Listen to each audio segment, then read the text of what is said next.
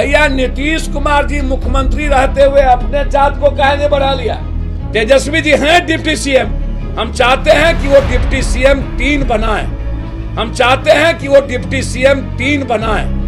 नमस्कार, मैं हूं अनुकुल तिवारी और आप लाइव सीरीज देख रहे। देखिए, जाट सुप्रीमो पप्पू यादव ने सीधे कह दिया नीतीश कुमार को कि मुझे तेजस्वी यादव के अलावा 4 डिप्टी सीएम और चाहिए। और जाति रिपोर्ट में क्या कुछ कह रहे हैं जाट सुप्रीमो पप्पू यादव, आप वो सुनिए। यादव कहेगा कि हम 18% थे, 14 हो गए।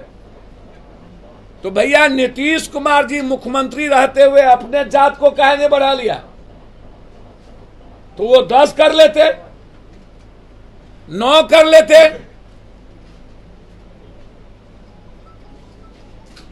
जाटव जाति, राम जाति 5% है, क्या वो गलत है? अत्यंत पिछड़ी जाति, क्या वो गलत है? माइनॉरिटीज कह दे कि हम 20 थे, हमको 17 कर दिए। आज जो 63% ओबीसी की बातचीत और अत्यंत पिछड़ों की जो आज सामने में एक जातीय जनगणना लाया गया, इसमें मेरा आग्रह है बहुत क्लियर कि जो बिहार या हिंदुस्तान के ऊंची जात के लोग हैं, आज नहीं राष्ट्र कवि दिनकर से लेकर के विद्यापति कवि, हिंदुस्तान में जितने स्वतंत्रता सेनानी क्षत्रिय समाज से आए या ब्राह्मण या ब्रह्मर्षि, जिस तरीके से कई बड़े लड़ाकू ने लड़ाई लड़ी, तब भी पिछड़ा पावे 100 में 60। तब भी यह सवाल था कि समाज में जो दलित है, वंचित है, कमजोर, जिस दिन जगेगा उस दिन लड़ाई होगी। चाहे जगदेव बाबू हो, चाहे कर्पूरी ठाकुर हो, कोई नई जाति जनगणना की बात नहीं आई है। हमेशा से आरक्षण के को जिस तरीके से लाया गया, 27% पिछड़ों को 50 से 53% भागीदारी के लिए, यह सवाल तब से उठ रहा है कि हमारी भागीदारी बढ़नी चाहिए।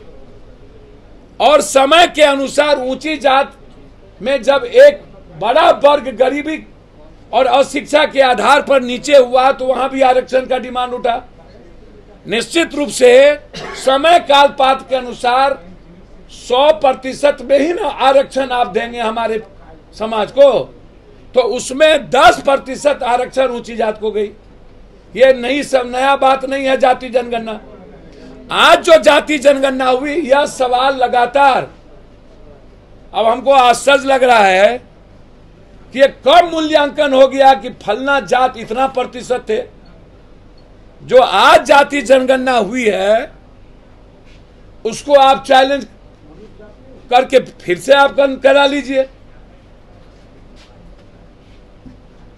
जिस तरीके से बात आप क्यों उत्तर प्रदेश में कह दिए जाति जनगणना नहीं होगा, नहीं करेंगे, जब देश का डिमांड है कि ओबीसी की जाति की जनगणना होनी चाहिए, अत्यंत पिछड़ों की, दलितों की जाति जनगणना होनी चाहिए।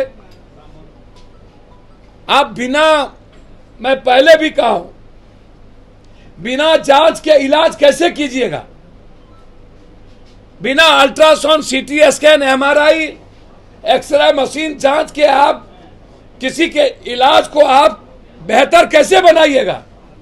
इसीलिए जाति जनगणना एक जांच की प्रक्रिया है, एक बेहतर इलाज करने के लिए समाज के अंतिम व्यक्ति की।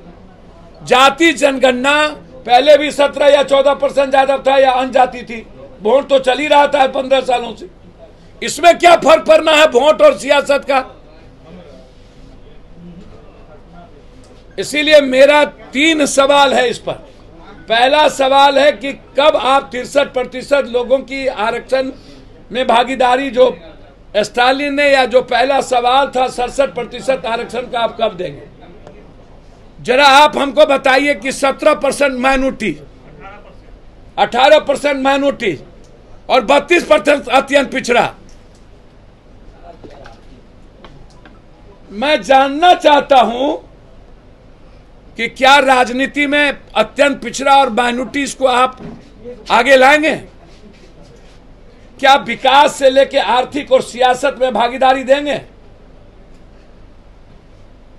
कब ये भागीदारी की? और आरक्षण 67% आरक्षण में अत्यंत पिछड़ा और जिस माइनॉरिटीज को आपने कास्ट के आधार पर बाइफर्केशन किया है, क्या आप उस माइनॉरिटीज की हिस्सेदारी आरक्षण में दे रहे हैं कि सिर्फ उसको बाइफर्केशन कास्ट के आधार पर कर दीजिए और माइनॉरिटीज को आरक्षण में हिस्सेदारी नहीं मिलेगी?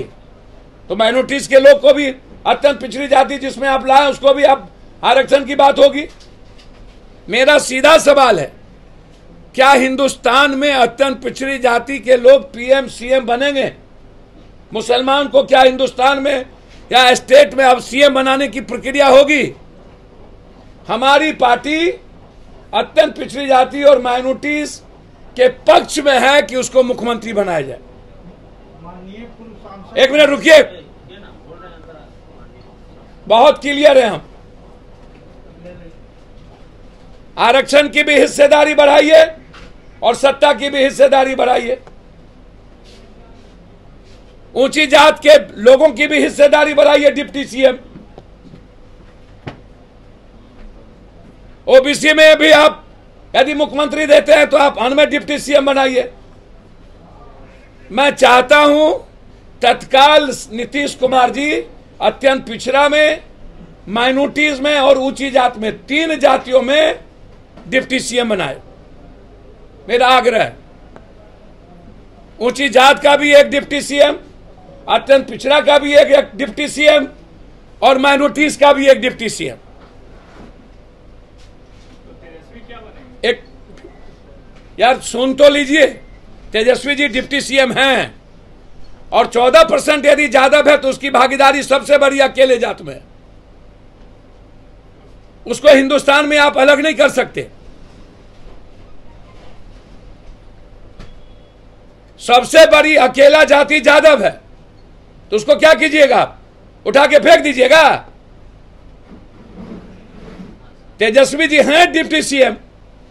मेरा सीधा सवाल है कि अभी तत्कालिक जो नीतीश कुमार जी हमारे सीएम हैं, जो अत्यंत पिछड़ा के पक्षधर है, हम चाहते हैं कि वो डिप्टी सीएम 3 बनाए, एक ऊंची जात में भी, एक माइनॉरिटीज में भी और एक अत्यंत पिछड़ा में भी और एक दलित में भी।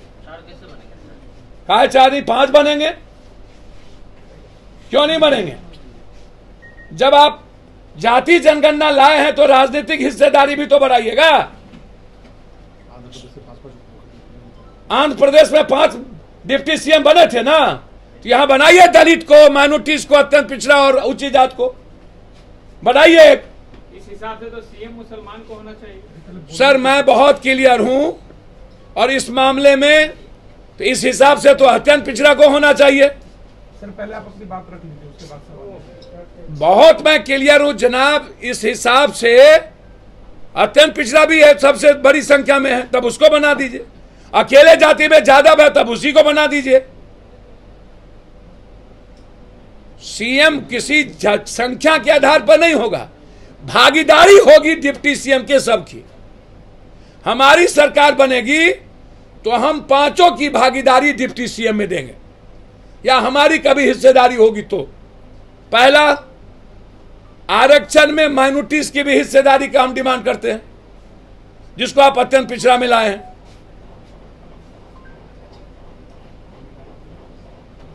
बहुत क्लियर है इस मामले में।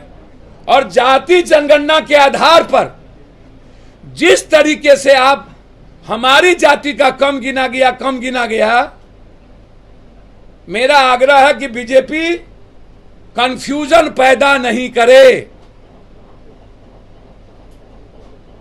बीजेपी लगातार कंफ्यूजन पैदा कर रही है जाति जनगणना पर। अलग अलग जातियों के जो बीजेपी में जाना चाहती है उससे बयान दिलाकर, यह बीजेपी के कैरेक्टर का है। इसीलिए बीजेपी के कैरेक्टर दिख रहे हैं जो सही नहीं है। तो आपने देख लिया कि पप्पू यादव ने डिमांड कर दिया है नीतीश कुमार से, सीधे कह रहे हैं कि मुझे तेजस्वी यादव के अलावा 4 डिप्टी सीएम और चाहिए। और जातीय रिपोर्ट पे यादव के बारे में क्या बोल रहे हैं, कुर्मी के बारे में क्या बोल रहे हैं और पूरे जातीय रिपोर्ट पे क्या बोल रहे हैं और क्या डिमांड किए हैं वो आपने सुन लिया। तो बस लाइव सीरीज के साथ बने में चैनल को सब्सक्राइब कर धन्यवाद।